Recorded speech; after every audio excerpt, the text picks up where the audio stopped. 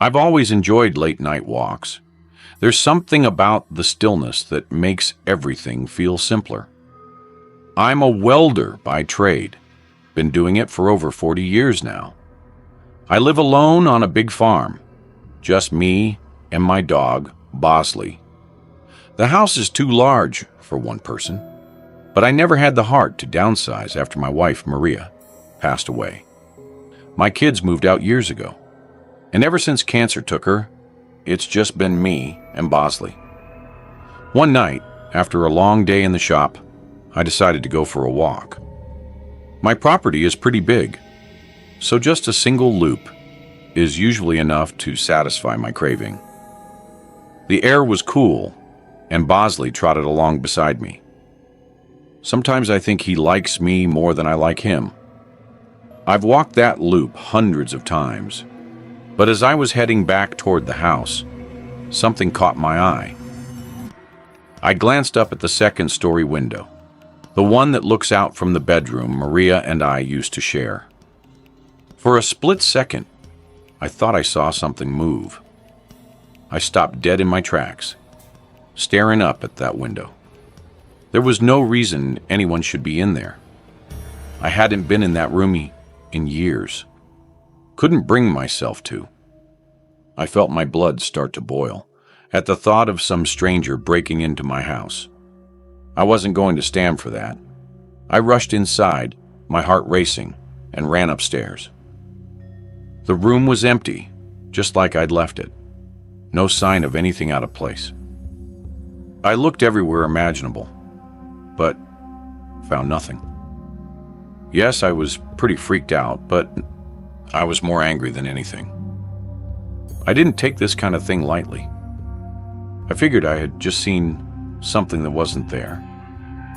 I stood there for a while, feeling foolish, but I couldn't shake the feeling that something had been there. The next night I woke up to Bosley growling. He's a good dog. Never barks unless there's something to bark at. I sat up in my bed listening. That's when I heard creaking coming from upstairs. It could have just been the sounds of my old house. But my mind went directly to footsteps, which were coming from right above me. I'm sure you could guess which room is directly above mine. I debated grabbing my hunting rifle from downstairs, but didn't want to go that far. If it came down to it, I was fully confident that I could take whatever was up there hand to hand. I grabbed my flashlight and went to check again. Nothing. The room was exactly the same, untouched. My anger was definitely starting to turn into anxiety at this point. Something didn't feel right in the house. The following night, I came downstairs to find the kitchen lights on. I know I turned them off before bed. I don't leave lights on. There was no question anymore. Someone was in my house. I started to panic. I called the police and told them I thought someone might be sneaking around. They came out, searched the house from top to bottom, but found nothing. They were nice about it, told me to call again if I needed them, but I could tell they didn't believe me. The next night was the worst by far. I couldn't sleep, so I decided to go upstairs and check the bedroom again. I don't know why. Maybe I thought it would settle my mind, but when I opened the door, I froze. There were clothes scattered all over the floor. Maria's clothes. I had packed them away after she died. Now they were everywhere. Something like this doesn't just happen randomly. And then I saw her. There was a woman standing in the doorway, just staring at me. I couldn't see her face clearly, but I could tell she wasn't Maria. She was too short. I don't know who she was, but she didn't belong there. I had never been so afraid in my life. Without thinking, I ran at her. She turned and bolted down the stairs and out the front door. By the time I got outside, she was gone. I searched the property with Bosley, but there was no trace of her. I didn't sleep that night. For months after that, I couldn't sleep.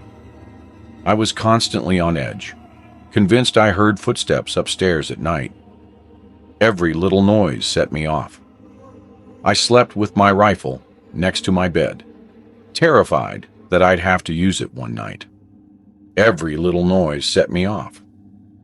I debated calling my brother to come stay with me, but I wasn't going to do that. I was raised to always handle my own shit, so that's what I did.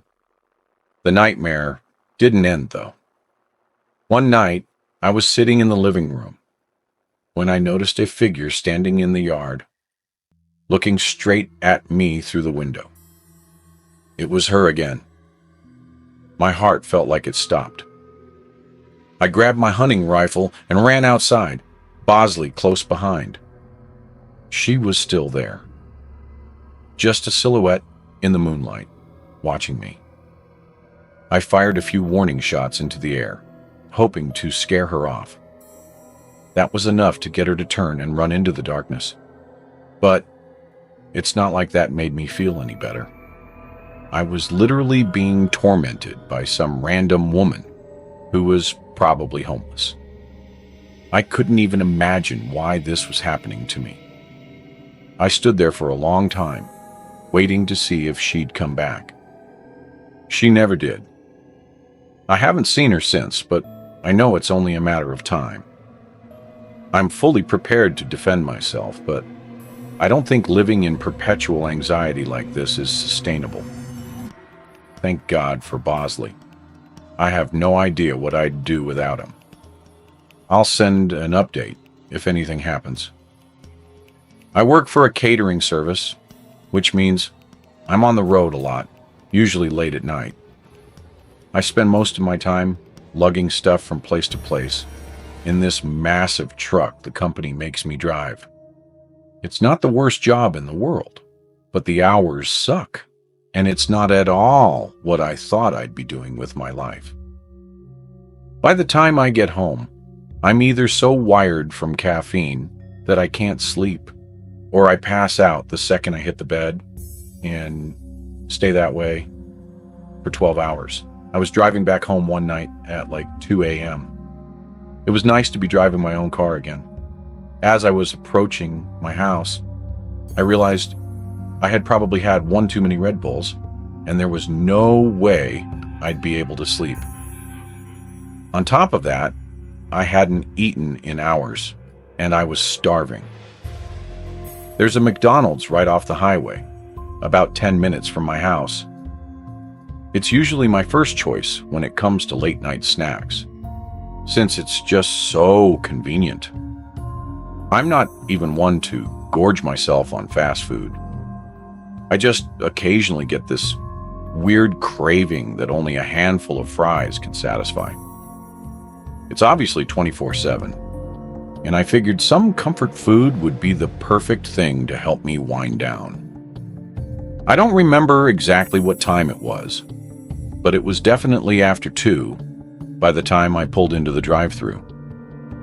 There were a few cars ahead of me, which I was actually kind of surprised by. It's not like this McDonald's was a busy spot at 2 a.m. on a Tuesday. As I was sitting there impatiently, I found myself staring off into space, wondering what was taking so long. That's when I noticed something strange. There was an old beat-up Volkswagen, with its windows tinted backed into a spot in the very corner of the lot.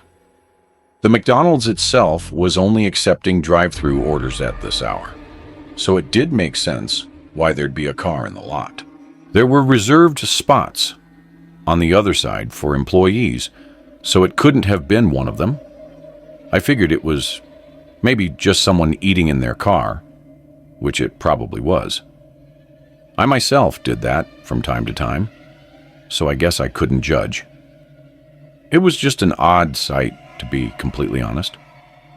I got my food and started driving away. I didn't want to go home just yet, but I also didn't want to just sit there, idle in my car. I began racking my brain, trying to think of a good place to scarf down the food. I live in a pretty lush area, so there's honestly a lot of options, but I didn't want to beat around the bush too much considering how late it was. There's a massive nature preserve literally down the street from my house. It's situated on a mountain and is essentially just an enormous forest. The kicker is that there's a scenic lookout point at the peak with a view of the city. There's a road that loops around the perimeter of the preserve and will take you right to the peak, which is nice during the day. After the preserve closes, though, the road is inaccessible to cars, but still a convenient path to get to the peak without having to walk through any woods.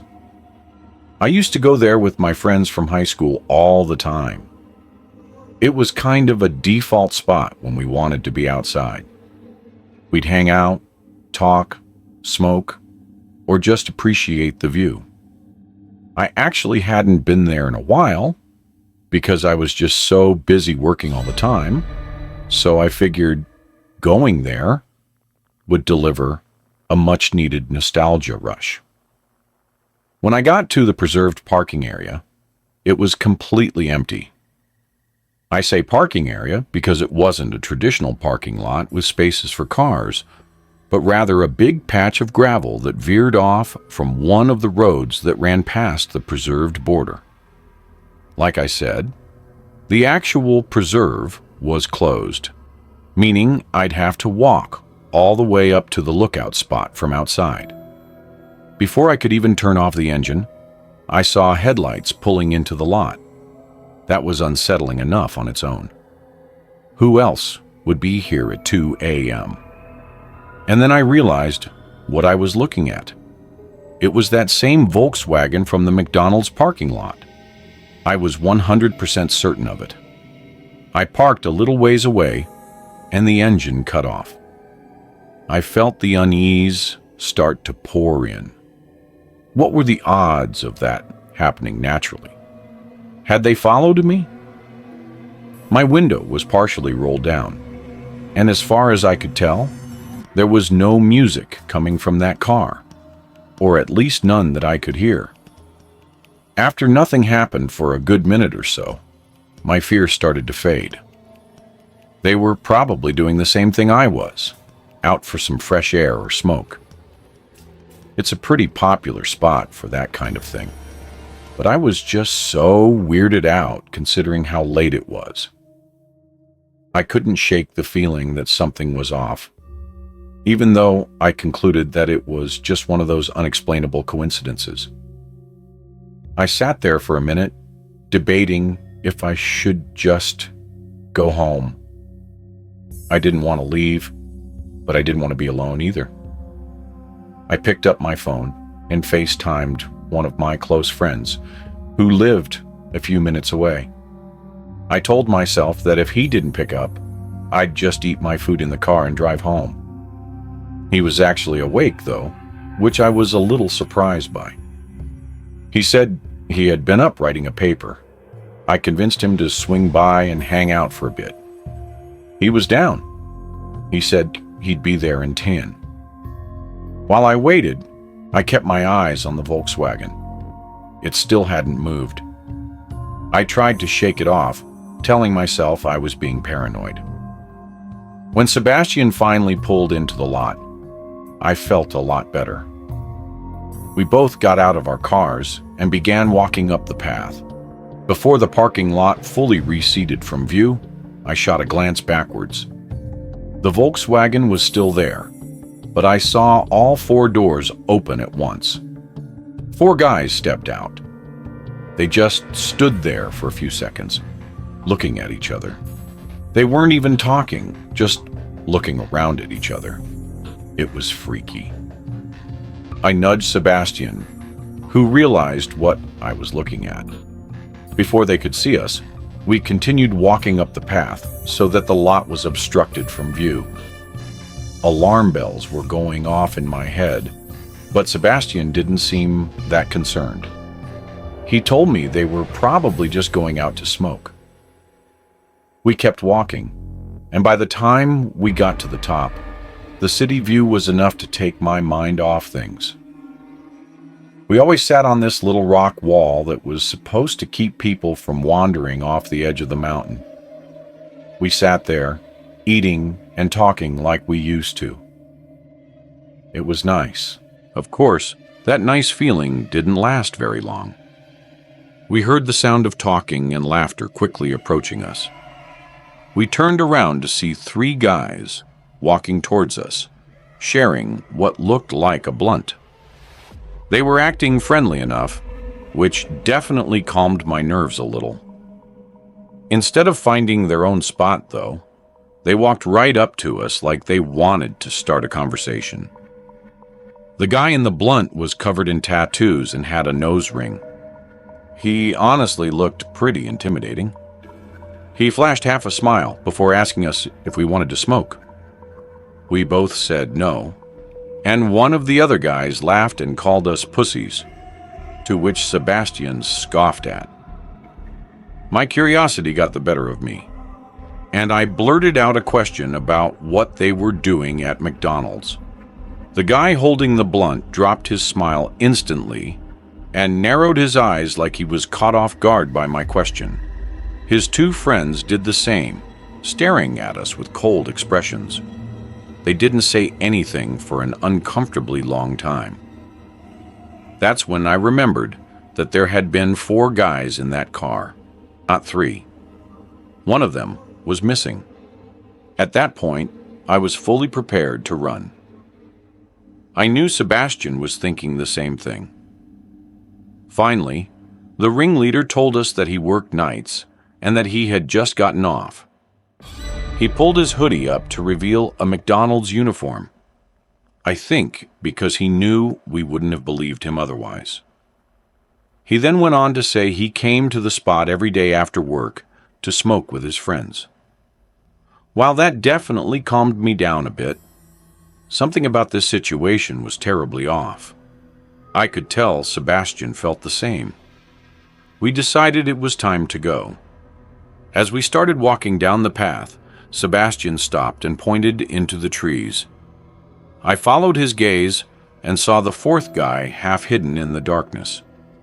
He was holding something, but I couldn't make out what it was. I felt my heart start racing.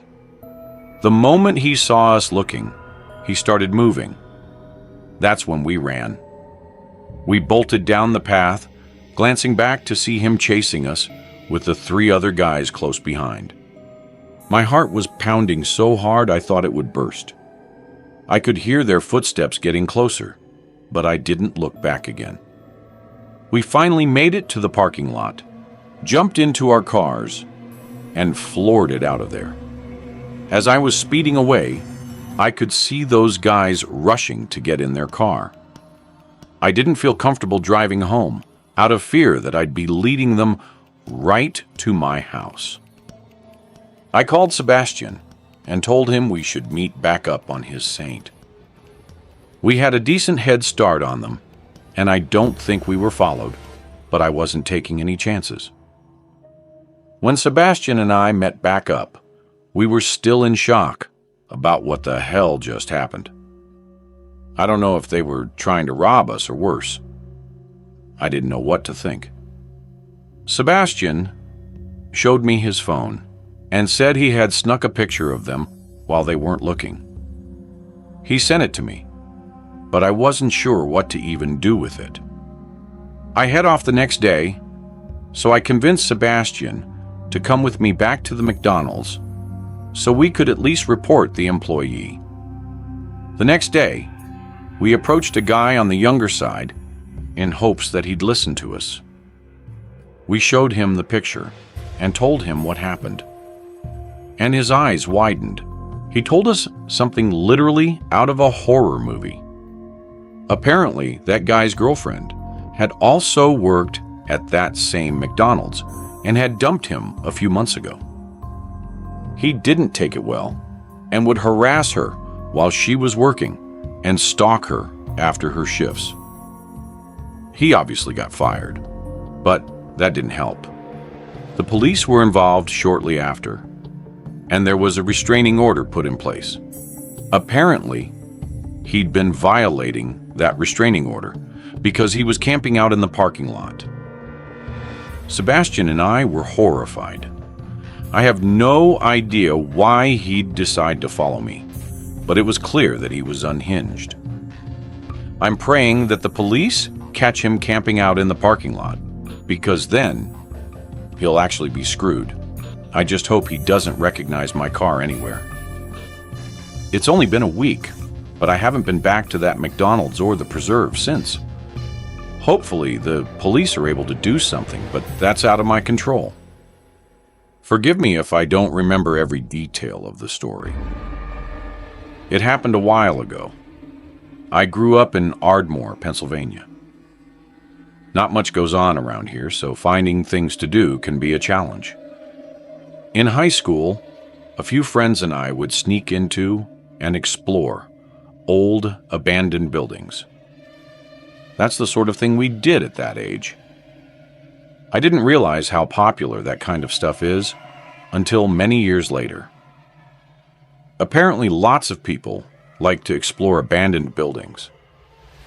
Anyway, there was this abandoned church that we'd been to a couple of times before. It was in Narberth.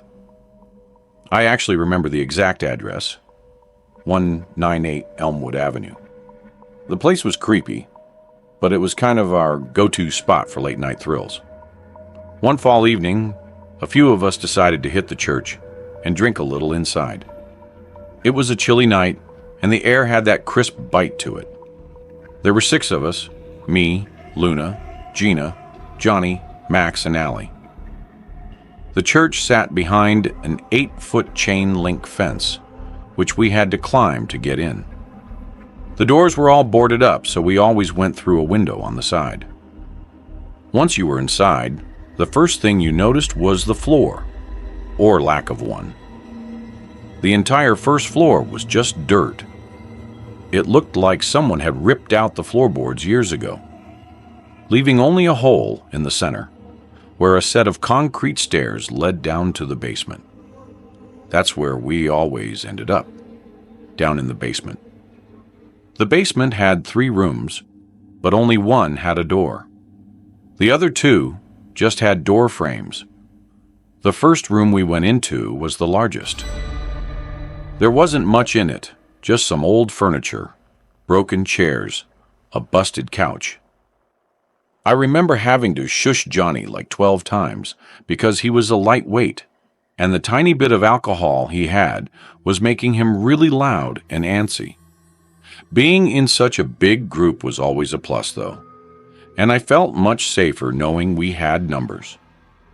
We messed around for a while, drinking and laughing like we usually did. We might have had a speaker playing music, but I don't fully remember. Out of nowhere, a door slammed. I literally jumped. That's how loud it was. We froze, staring at each other with concerned expressions. At first, I thought one of us had closed the door by accident, but no one was near it. Almost immediately, Luna, Gina, and Johnny made a break for it, sprinting up the stairs, leaving me, Max, and Allie behind. We were the fearless ones, and none of us wanted to leave just yet. My heart was definitely pounding. I fully admit that, but I wasn't going to let the wind freak me out. I could tell Max and Allie were thinking the same thing. I don't know if it was curiosity or stupidity, but we decided to investigate. After standing in silence for a few minutes, the 3 of us crept over to open the door that had slammed shut. Behind it was a small room, and the first thing I saw was a dresser. The mirror on top of it was cracked, and there were red stains smeared across the surface. At first, I thought it was old paint or something, but when I got closer, I realized something terrifying. It wasn't completely dry. The stains still had that sticky sheen to them, like whatever it was hadn't been there for long.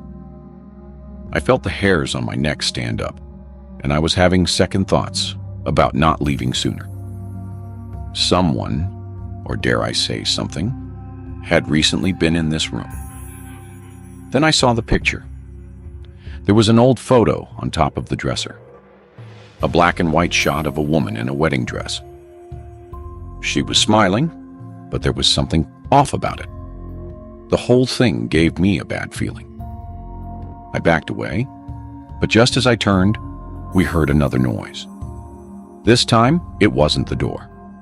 It was coming from one of the other rooms. It was coming from the room we had just been in. That's when Max and Allie both decided they'd had enough. I wasn't going to argue with them.